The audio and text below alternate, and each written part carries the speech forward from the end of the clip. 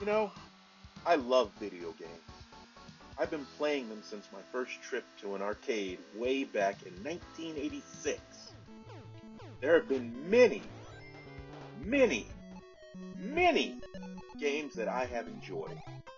A few that I have loved, but only one that left an indelible mark on me. Tecmo Super Bowl for the Nintendo Entertainment System. To understand why a nearly 34-year-old game would matter so much, it's important to go back, way back, to the faraway time known as the early 90s. Picture it, December 1991, Fresno, California. There were just two things on my 12-year-old mind. The first was getting a pair of blacktop Reebok pumps. The other would be what games my best friend and I would be renting from the local video store each weekend.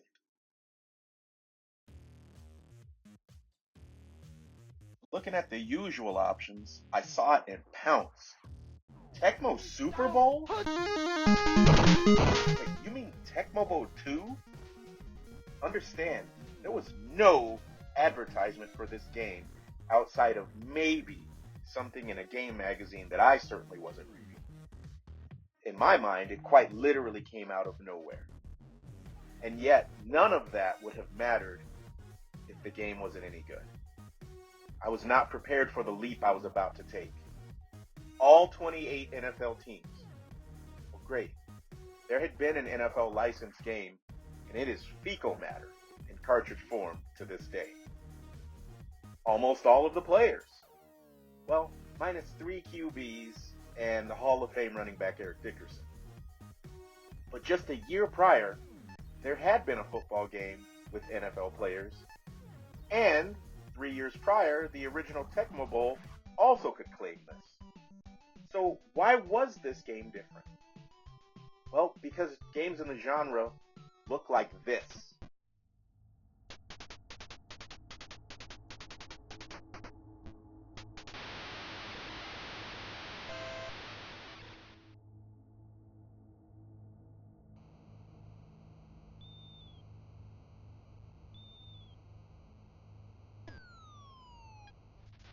Ready, set, hunt.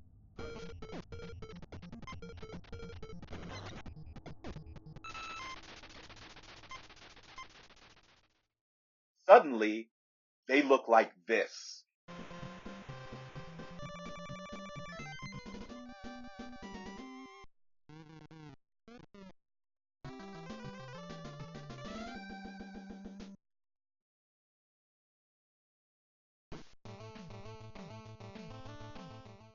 It wasn't just that the animation looked better and more crisp. It wasn't the fact that the colors on the logos and the uniforms were in sharper detail and more accurate to the actual real life counterparts. It was the speed of the game. This was the first football game that looked like pro football in terms of speed, in terms of looking at the playbook and having plays that you could actually understand and that felt like something that you would see on Sundays in a real life game. It had this sense of a jump that was so much bigger than anything you had seen up until that point. 11 on 11 with actual players represented across the board was unprecedented. To put this in perspective, only one other sports game was fully licensed by both the league and its players that the sport represented on the NES. That was Tecmo's Super NBA Basketball. Baseball did not have this in the United States until 1994 with World Series Baseball for the Sega Genesis. Hockey wasn't fully licensed by both the players and the NHL until the iconic NHL 94 for the Sega Genesis in the fall of 1993. Now, this is important, but far from the only reason that Tecmo Super Bowl became so iconic.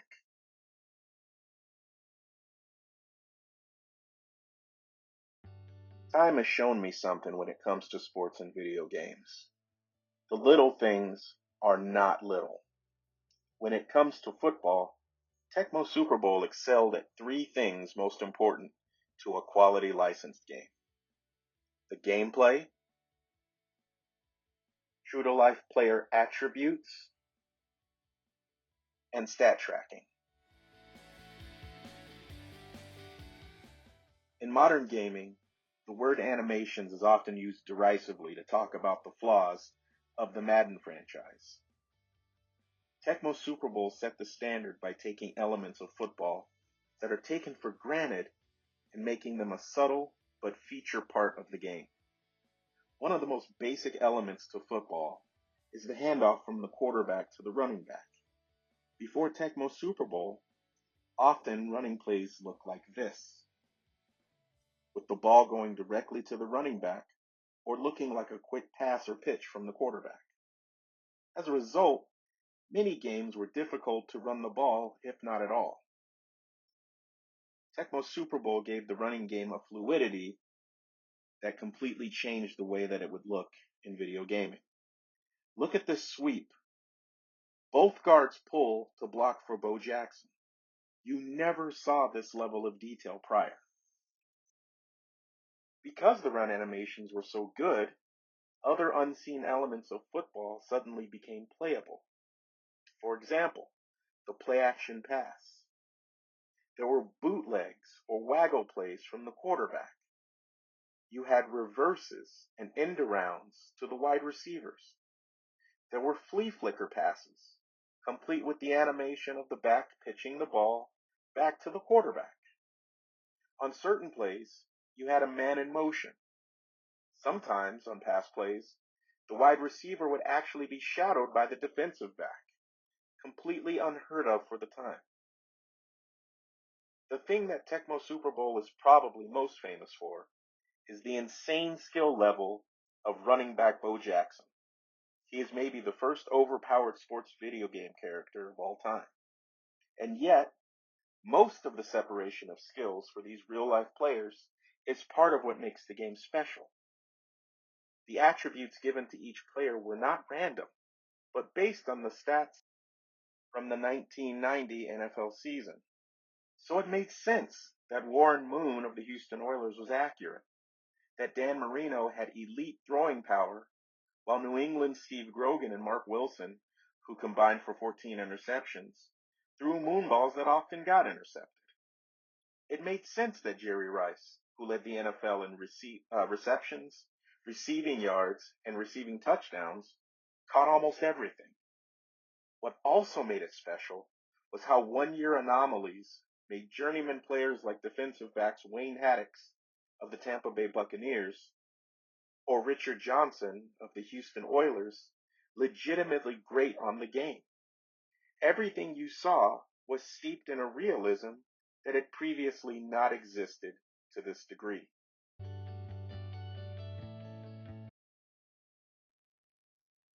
The thing that separates sports games from other genres of video games is the reality that you're playing as digital versions of real people and teams. Players have an emotional interest in seeing these people depicted as accurately and detailed as possible.